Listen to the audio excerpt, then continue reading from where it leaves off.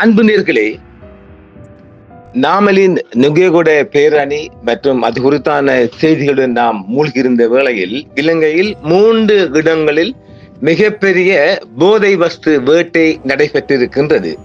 நேற்று அதாவது இந்த நுகேகொட பங்கன் நடக்கின்ற போதே நேற்று டங்கோல் பகுதியில் 400 கிலோகிராம் போதை வஸ்துடன் ஒரு ரைபிள் 3 ரிபலுடன் 6 மீனவங்க அலியா படகு நம்ம சொல்லுவோம் இல்லையா, அதாவது நீண்ட காலத்துக்கு மீன்பிடிக்க செல்லும் அலியா போட் என்பதுதான். கிட்டத்தட்ட ஒரு 2 ரூம் மாதிரி ஒரு மேல் மாடியும் கீழ் மாடியும் கொண்ட வள்ளங்கள் நீண்ட காலங்களுக்கு ஆழ்கடல் மீன்பிடிக்காக அவர்கள் செல்வார்கள். இலங்கையின் பொறுத்த வரைக்கும் அதிக அளவு தமிழ்நாட்டின் நாகப்பட்டினம் போன்று, இந்தியாவின் தமிழ்நாடு நாகப்பட்டினம் போன்று மிகப்பெரிய மீனவ இறங்கு துறையாக டங்கால மாத்தறை பகுதிதான் இலங்கையில் பார்க்கப்படுகின்றது. தமிழ்நாட்டில் மிகப்பெரிய மீனவ இறங்குதுறை என்றால், அதாவது மிக அதிகமான ஆயிரக்கணக்கான ஆழ்கடல் மீனவர்கள் கருதி செல்லும் மீனவ பாக்கிங் நாகப்பட்டினம். அதே போன்றுதான் காலி. நாம் அடிக்கடி கடந்த 1 வருடமாக அந்த போதை வஸ்து குறித்து நாம் உயர்பிடங்களையும் தட்டி இருப்பது. காலி பகுதியை செக் பண்ணுங்க அந்த அளவுக்கு இப்ப மிகப்பெரிய பந்தோபஸ்து சைட் ஆயிட்டு, அதனால் இப்பொழுது ஒரு துப்பு துளைக்கு இருக்கின்றார்கள். வடபகுதியை இப்பொழுது இலக்காக கொண்டு இறக்குமதி ஆகும் திட்டம் இருக்கின்றதாம். எங்க இந்த கடத்தல் பஸ்காரர்களிடம் இப்பொழுது 3 இடங்களில் இந்த மாதிரியான வேட்டை அது பாருங்க, அடங்குறான்ல பாத்தீங்களா? இவ்வளவு தூரம் அரசாங்கம் ஒரு இறுக்கமான பாதுகாப்பு கெடுபிடியை கொண்டு வந்த போதிலும் இந்த நாய்க்களை அடங்காமத்தானே 400 இறக்குறானுகள் அங்கிட்டால. அப்புறம் வேறுவல பெந்தோட்ட ஏரியாவிலையும் கடலில் மிதந்த ஒரு 41 கிலோகிராம் ஐஸ் போதை கண்டுபிடிக்கப்பட்டிருக்கின்றது. அடுத்தது சீஸ் பண்ணிக்கிறாங்க. அடுத்தது இந்த இலங்கையில GPO ஜெனரல் போஸ்ட் இருக்குல்ல, அதுக்கு அடுத்தா போல மெக்லம் ரோட்ல கலம்புவான் மெக்லம் ரோட்ல இந்த மத்திய அஞ்சல் நிலையம் உண்டு. அதாவது இந்த வெளிநாட்டிலிருந்து வர பார்சல்கள் சென்ட்ரல் போஸ்டல் எக்ஸ்சேஞ்ச் சென்டர் என்று சொல்லுவோம். அதுலயும் கூட 15 கோடி பெருமையான குஸ் போதை அம்பிட்டு இருக்குது.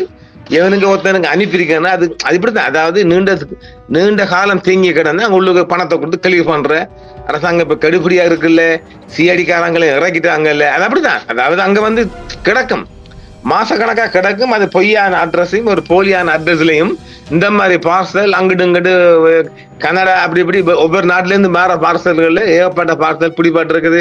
ஏன் 1/4 கிலோ 1/2 கிலோ புல் கிலோ எல்லாம் வந்ததுக்கு இது ஒரு 15 கோடி என்றால் கிட்டத்தட்ட ஒரு 10 கிலோவாலும் இருக்கும்னு நினைக்கிறேன். ஒரு அளவு குஸ் இல்லையா, பெருமதி வாய்ந்தது. அப்போ அதுலயும் இந்த மெயில் எக்ஸ்சேஞ்ச் சென்டர்லையும் அள்ளுப்பாட்டி ஆக 3 இடங்களில் இப்பொழுது இந்த போதை நார்கோட்டிக் பிரிவால் இந்த 3 இடங்களில் போதை வஸ்து கைப்பற்றப்பட்டிருக்கின்ற. அதுல மிகப்பெரிய சாதனை என்பது தங்காலை பகுதியில் நேற்று கோல்ட் டங்கால பகுதியில் தான் மிகப்பெரிய ஒரு போதை வேட்டை நடைபெற்றது. இன்று காலை தென் கடற்பரப்பில் 300 கிலோகிராம் ஹெரோயின் மற்றும் 100 கிலோகிராம் ஐஸ் மற்றும் ஆயுதங்களுடன் கைதான 5 மீனவர்கள் +1 மீனவர்களும் தங்காலை மீன்பிடி துறைமுகத்துக்கு அழைத்து வரப்பட்டனர். வீடியோ பெறுது பாருங்க, வீடியோ தாரம் உங்களுக்கு. தென் கடற்பரப்பில் நேற்று 20ஆம் தேதி தான், நேற்று தானே இது செய்தி வெளியாகுது. 20ஆம் தேதி பிடிச்சிக்கிறாங்க. அது நமக்கு எட்டலைங்க. கைப்பற்றப்பட்ட அதாவது நீண்ட லாங் டேர்முக்கு போற மீன்பிடி படகு இல்லையா, அதுல படகு மற்றும் அதிலிருந்து 6 மீனவர்களும் தங்காலை மீன்பிடி துறைமுகத்துக்கு அழைத்து வரப்பட்டுள்ளனர். குறித்த படகிலிருந்து 15 போதைப் பொருள் பொதிகள் மீட்கப்பட்டுள்ளன.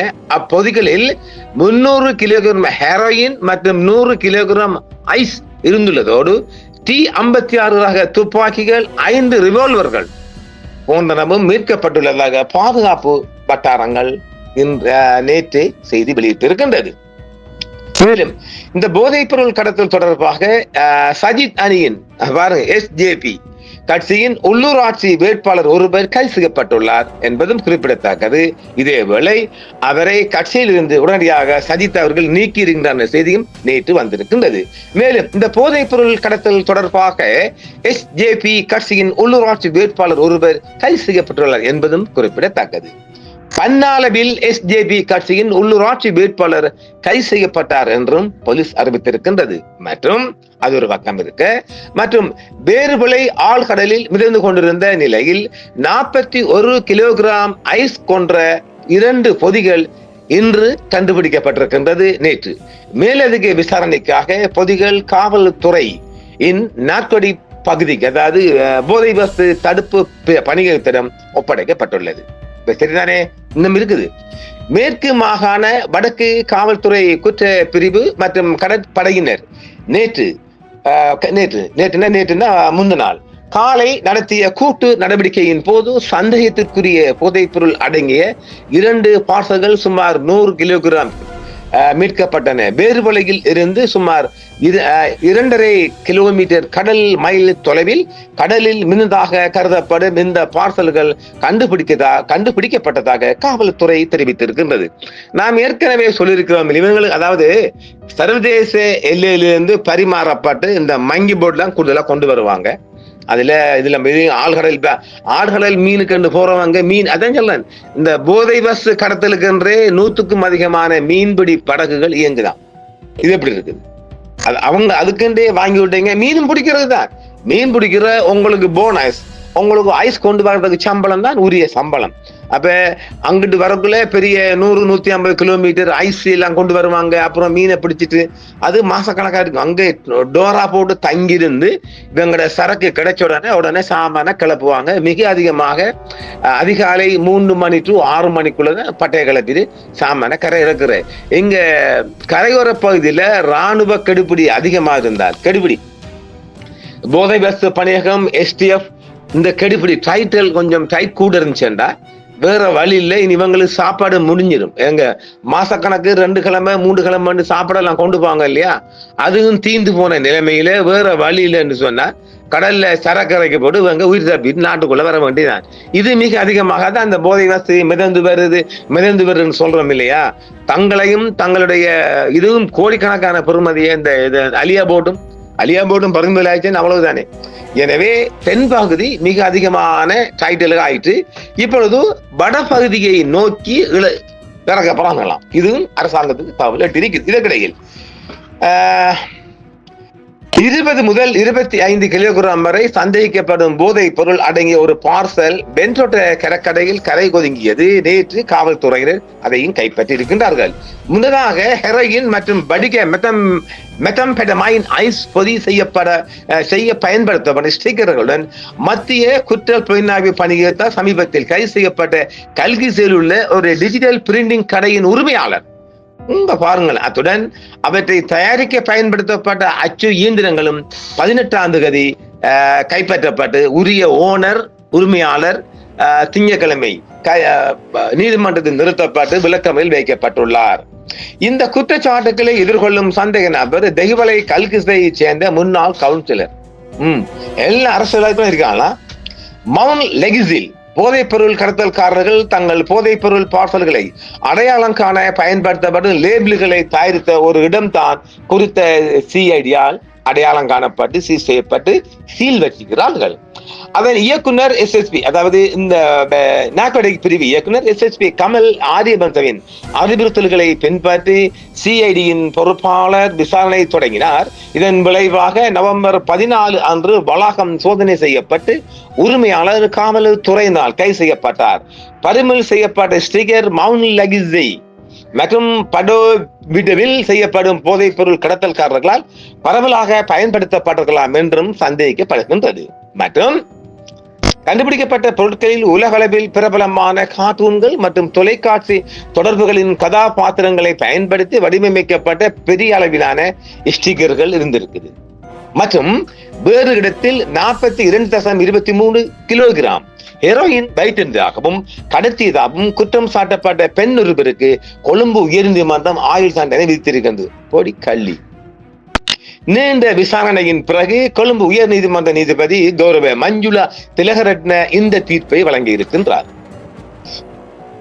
அதாவது அரசாங்கம் ஒரு இறுக்கமான ஒரு பாதுகாப்பு கெடுபிடியை ஏற்படுத்திக் போதும் இந்த நாய்க்களை அடங்காமத்தானே அள்ளி வாரான்கள். சிங்கள மக்கள் அழிக்கிறதுக்கண்டே பிறந்துட்டான் சனியன்கள். மேலும் பண்டாநாயக்க சர்வதேச விமான நிலையத்தில் சுங்க அதிகாரிகளால் பறிமுதல் செய்யப்பட்ட பயணிகளால் விட்டு செல்லப்பட்ட சாமான்கள், பொருட்கள், பொதிகள் மற்றும் உடைமைகளுக்கென்ற ஒரு பிணைக்கப்பட்ட கிடங்கில் நேற்று, அதாவது ஒரு ஸ்டோரேஜ் இல்லை, அதாவது அதாவது மேலும் பிளைட் எல்லாம் கொண்டு வர பலம் பார்த்து லேசா கொண்டு போற, தூக்கிட்டு போற, விட்டுட்டு போறேன். அந்த வகையில நேற்றுதான் 13,36,70,000 என மதிப்பிடப்பட்ட ஒரு பெரிய தொகுதியை பிடிக்கப்பட்டிருக்கிறார். இது ஏர்போர்ட்ல. இந்த ஆண்டு மார்ச் மாதம் 6ஆம் தேதி காலை 9:45 மணிக்கு தாய்லாந்தில் பேங்காக்கில் இருந்து பண்டாநாயக்க இன்டர்நேஷனல் ஏர்போர்ட் ஊடாக வந்த ஒரு பயணி சம்பந்தப்பட்ட சாமான்களை விமான நிலையத்தின் வருகை மையத்தில் விட்டு சென்றிருந்தார். BIயில் உள்ள, அதாவது கட்நாயக்க விமான நிலையத்தில் உள்ள சுங்க அதிகாரிகள் கொழும்பு துறைமுகத்துக்குள் அமைந்துள்ள பறிமுதல் செய்யப்பட்ட மற்றும் கைவிடப்பட்ட பார்சல் பிணைக்கப்பட்ட கிடங்கிற்கு ஸ்டோருக்கு மாற்றுவதற்கு முன்பு விமான நிலையத்தில் கைவிடப்பட்ட சாமான்கள் கிடங்கில் வைத்தனர். 8 மாத காலத்திற்கு யாரும் சாமான்களை உரிமை கோர முடியாததால் சுங்க அதிகாரி அதன்படி அதன் உள்ளடக்கத்தை ஓபன் பண்ணி கட் பண்ணி திறந்து பார்ப்பாங்க. அந்த வகையில இந்த மாதிரி அம்புட்டு இருக்குது. அதுல கஞ்சா பவுடர் சேர்த்து பாருங்க. இதுல கஞ்சாவையும் பவுடர் பண்ணி குஸ்ஸும் எப்படி சாகுங்கடா இந்த சனிகளுக்கு. அப்படியே கொஞ்சம் விஷம் வைக்கல இதுல. இந்த மாதிரி item 367 gram khus and ganja mix பண்ணி அப்படியே சைனைட்டை கொஞ்சம் தடவி வச்சு போட்டு கொடுத்துரும். அள்ளிட்டு போங்கடாண்டு 11 கிலோவும், அதாவது இந்த இப்படி நாம சொல்லப்படுற சாமான்ல 11 கிலோவும் 363 கிராம், கிட்டத்தட்ட ஒரு 11.5 கிலோமீட்டர் குஸ் கஞ்சா மிக்ஸ் பண்ணி வைக்கப்பட்ட பவுடர் தூள். அதான் சார். இப்ப இந்த தட்டாளர்களிடம், இந்த நகை செய்யும் நகையாளர்களும் இந்த இந்த சைனட் இருக்கும், மெல்ல தடை வச்சிடணும். செத்து போங்கடா சனியன்களா. இலங்கை தெற்கே உள்ள ஆழ்கடலில் நடத்தப்பட்ட சிறப்பு நடவடிக்கையின் போது போதைப் பொருள் கடத்தலில் ஈடுபட்டதாக நம்பப்படும் உள்ளூர் மற்றும் பல நாள் மீன்பிடி இழுவை படகுடன் 6 சந்தேக நபர்களை இலங்கை கடற்படை கைது செய்தது. அது பழைய செய்தி. அதை நாம் முந்தி சந்தேகம் இல்லை, பழைய செய்தி. அந்த செய்தி ஒற்றை செய்தி தான் அது. போதைப் பொருள் நிறைந்த இழுவை படகுடன் சந்தேக நபர்களும் வியாழக்கிழமை கைது செய்யப்பட்டு மாலை தங்காலை மீன்பிடி துறைமுகத்து கொண்டு செய்யப்பட்டு அவங்களையும் துப்பாக்கி விட, அதுவும் பாருங்களேன், அது ஒரு புறம் இருக்கு. ஏற்கனவே நாம சொன்னமில்ல, கொழும்பு மத்திய அஞ்சல் பரிமாற்றத்தில் எக்ஸ்சேஞ்ச் சென்டரில் சுமார் 150 மில்லியன் மதிப்புள்ள 30 கிலோகிராம் குஸ் கஞ்சா தூள் கைப்பற்றப்பட்டிருக்கிறார். அப்ப இப்படியோ நாட்டை நாசமா இவ்வளவு தூரம் அடங்குறங்களா, இவ்வளவு தூரம் ஒரு இறுக்கமான காவல்துறை செஞ்சும் கூட இவங்க அடங்காம கொஞ்சம் கூட அச்சம் இல்லாம பயம் இல்லாம தான் அவ்வளவு பொருட்கள் அள்ளி வந்து கடத்தி வரான்கள். இவெல்லாம் தூக்கு தண்டனை கொடுக்காடி இந்த விஜய அரசாங்கம் இந்த ஆனந்த விஜயபால மகாத்துறை அவர்தான் பொதுமக்கள் பாதுகாப்பு. நீங்க என்ன கூத்தாடிச்சாலும் இந்த சிங்களம் அடங்க போறல. நீங்க தூக்கு தண்டனை எடுத்து பொதுமக்கள் மத்தியில அரபு தேசம் கொடுக்குற மேல கழுத்தை வெட்டி பாருங்க, அடங்குவாங்க. வேற வழியே இல்லை. வீட்டுலயும் தொந்தரவு வரும், புள்ள புட்டி கத்தும், தாய் தகப்பன் கத்தும், அதை செத்து போட விடுறான்னு சொல்லி இந்த கடத்தல் ஒவ்வொரு மீனவனுக்கும் அங்க நாம இப்ப போற போக்க பார்த்தால் என்ன கேட்டால் 24 மணி நேரமும் அதை பத்தி சிந்திக்கிறாங்களாம். 24 மணி நேரமும் ட்ரோன்ஸ் மூலம் அன்றைக்கு இந்த மொன்றாகால பகுதியிலையும் கஞ்சா தோட்டம் உண்டு. பாருங்களேன், கஞ்சா தோட்டம் உண்டு, ட்ரோன்ஸ் மூலம் தான் பிடிச்சிக்கிறாங்க. இப்ப கடல் மார்க்கமாக வடக்கிலையும் தென் பகுதியிலையும் ட்ரோன்ஸ்கள் மூலமாக நேவி கண்காணிக்க துவங்கினால் இவங்களோட நிலைமை என்ன, அதைத்தான் கடைசியா வரும். அது வேற வழியே இல்லை. இதே நேரம் பாகிஸ்தானிலையும் ஆப்கானிஸ்தான்லையும் அரசாங்கமே மிகப்பெரிய இந்த போதை வஸ்து தோட்டங்களை எல்லாம் மூலிகை தானே தோட்டங்கள் அழிச்சிருக்கிறாங்க. அந்த செய்தியை நாங்க தருக்கிறோம் பாருங்க. விஜயபால நாங்க ரெடமே எகட நேஷன் யுனைடெட் போதைப்பொருள் தடுப்பு பிரச்சாரத்தை, அதாவது அந்த போதை வஸ்து இது ஒன்று ஆரம்பிச்சுட்டாங்க இல்லையா, தடுப்பு இந்த இது மாதிரி என்னது ஒரு அஜெண்டா மாதிரி, அதுல இருந்தும் வந்திருக்கிறாங்களாம். இந்த ஆண்டு $76 மில்லியன் கடத்தப்பட்ட போதைப் பொருள் கைப்பற்றப்பட்டதாக இலங்கை தெரிவித்துள்ளதாகவும் இதில் பெரும்பாலும் பாகிஸ்தான் மற்றும் ஆப்கானிஸ்தான் வந்தவை என்றும் அரசாங்கம் சொல்லி, இது நமக்கு நேற்று அரபு நாட்டில் இருந்து கடக்கப்பட்ட ஒரு செய்தி தான் இது. கடல் வழியாக தீவுக்குள் போதைப் பொருள் கடத்தப்படுவதாக பொது பாதுகாப்பு அமைச்சர் ஆனந்த விஜயபால் அவர்கள் தெரிவித்திருக்கின்றார்கள். 22 மில்லியன் மக்கள் வசிக்கும் நாட்டில் 4 லட்சம் போதைப் பொருள் அடிமைகள் இருப்பதாக மதிப்பிடப்பட்டுள்ளதாகவும் வேறு ஒரு தகவல் உலக பரப்பிலிருந்து வெளியாக இருக்குது. கொழும்பு இந்த ஆண்டு இலங்கையின் போதைப் பொருள் எதிர்ப்பு நடவடிக்கையின் விளைவாக 3 டன்களுக்கும் 6,06,600 பவுண்டுகள் அதிகமான சட்டவிரோத போதை பொருட்கள் பறிமுதல் செய்யப்பட்டதாகவும் அதிகாரிகள் திங்கட்கிழமை தெரிவித்திருக்கின்றனர். இதன் மதிப்பு என்பது 76 மில்லியன்ல அது பில்லியன் கணக்கு போல 76 பில்லியன் நினைக்கிறேன் கணக்கு போல. அப்ப பாருங்க, இந்த அரசாங்கம் இல்லை என்றால் இவ்வளவு பொருட்கள் எத்தனை டன்? 22 மில்லியன், கிட்டத்தட்ட ஒரு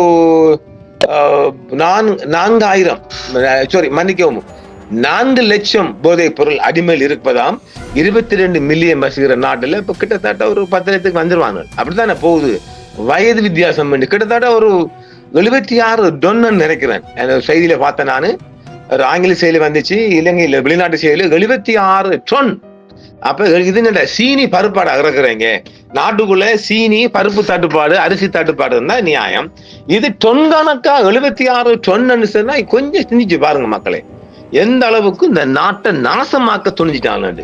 அத்தனை மண்ட கையை நாக்கையும் வெட்டி போடாலும் சரியானு, சரி தூக்குத்தான் கொடுக்கல, அவனோட 2 கையை மனுக்கட்டி 2 கையையும் வெட்டி நாக்கையாலும் வெட்டி போடுங்களேன். கையால தூக்கல, நாக்கால பேவே இருக்கட்டும், நாக்கலையா.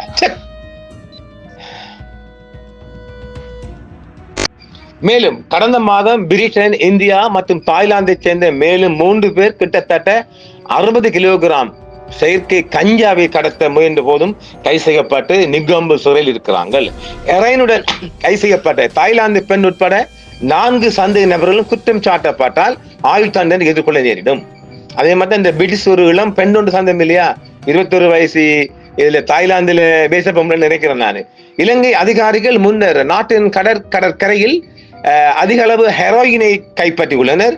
இது தீவு மற்றும் இடங்களுக்கு செல்லும் போதைப் பொருட்களுக்கும் போக்குவரத்து மையமாக பயன்படுத்தப்படுகிறது என்றும், அக்டோபரில் ஹெரோயின் கடத்தலில் குற்றத்தை ஒப்புக்கொண்ட 10 ஈரானிய ஆண்களுக்கு இலங்கை நீதிமன்றம் ஆயுள் தண்டனை விடுத்திருக்கு.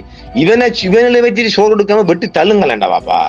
இலங்கை மக்கள்ல வரி பணத்தை கொடுத்து இந்த ஈராங்காரன் இந்தியனுக்கு எல்லாம் சாப்பாடு கொடுக்க வேண்டிய தேவையே கிடையாது. சட்டத்தை மாத்துங்க, கழுத்தை வெட்டுங்க. பொதுமக்கள் மத்தியில வெட்டினா உலகமே 5 அளவுக்கு ஆட்சியை கொண்டு போகலாம். அதை விட்டு போட்டு இவங்களுக்கு சாப்பாடு கொடுத்து கூட ஆயிட்டு. இந்தியாவிற்கு அனுப்பப்பட்ட மரக்கொள்கணலில் இருந்து 800 கிலோகிராம் கொக்கோவும் கைப்பற்றப்பட்டிருக்கான். ஆக இந்த வாரமே இந்த அளவு கிட்டத்தட்ட 400, 500, 600 கிலோகிராம் போதை வஸ்து நம்ம நாட்டுக்குள்ள இந்த 3 தினங்களுக்குள்ள, தங்கால, பென்தோட்ட, அப்புறம் இந்த மெயில் எக்ஸ்சேஞ்ச் சென்டருக்குள்ள இவ்வளவுத்திலையும் 5 ரிவால்வர் கன்னுடன் இவ்வளவு சாமான் அம்புட்டா நம்ம நாடு தாங்குமா மக்களே? நம்ம நாடு ஏழை எளிய மக்கள் பாவம் இல்லையா? எந்த இன மதம் என்றாலும் பாவம் இல்லையா? இந்த போதை வச அனுரையரு புல்லா கலைஞ்சிருவாங்க. அதுல மாற்றம் இல்லை. நாங்க தருவோம் 600 செய்தி வரக்குள்ள தாரம் புல்லா கலைறாங்க மக்களே. அதுல எந்த கருத்தும் இல்லை. அதுல குறியா இருக்கிறாங்க, நல்லா கலைறாங்க. பார்க்கலாம். நாம் இன்னும் ஏராளமான செய்திகள் பெண்டிங் கிடப்பதால் நாம் வெளிநாட்டு செய்திக்குள்ளேயும் போக முடியாத வண்ணம் இருக்கின்றது. மீண்டும் சந்திப்போம். நன்றி நேயர்களே. என்றும் உங்களுடன் சன்ரைஸ் இந்தியா டிவி சப்ஸ்கிரைப் பண்ணுங்கள், பெல் பட்டனையும் கிளிக் செய்யுங்கள். உங்கள் ஆதரவே எங்கள் சேவை. ஆதரவு தாருங்கள், அரவணைப்போம். மறக்காம சர்ப்ரைஸ் பண்ணுங்க. தேங்க்யூ.